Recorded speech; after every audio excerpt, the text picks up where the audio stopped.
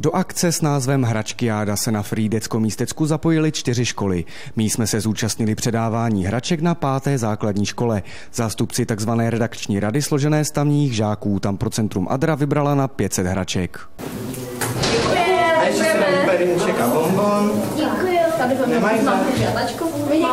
Děti tady chodily, některé třeba s méně hračkama, některé i s většími pytly, podepsali se nám tady.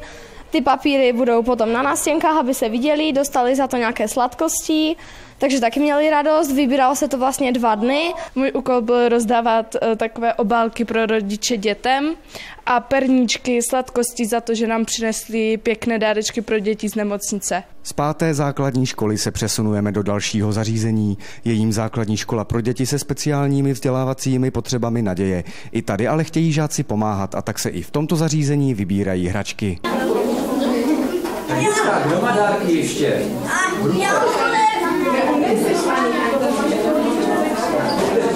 Za každou hračku děti dostanou sladkou odměnu a pak si všichni společně zaspívají.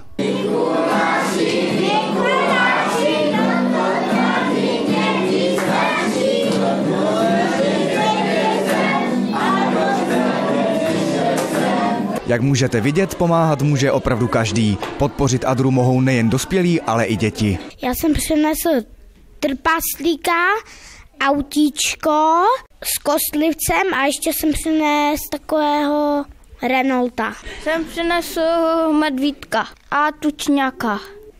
Chtěl jsem to udělat kvůli dětem, aby měli radost, aby jim nebylo smutno. My jsme hrozně rádi, že vlastně můžeme spolupracovat s Adrou tady v této oblasti. Jsme rádi, když naše děti můžou pomoci, jo? Protože vnímám tu skutečnost, že i naše děti s postižením se učí pomáhat druhým tímto způsobem. Loučíme se s dětmi a s pytli a krabicemi plnými hraček se chystáme na cestu do charitativního obchůdku dobrovolnického centra Adra. My jsme moc rádi, že jsme takhle mohli spolupracovat se základníma školama, protože každá akce s dětmi je moc příjemná.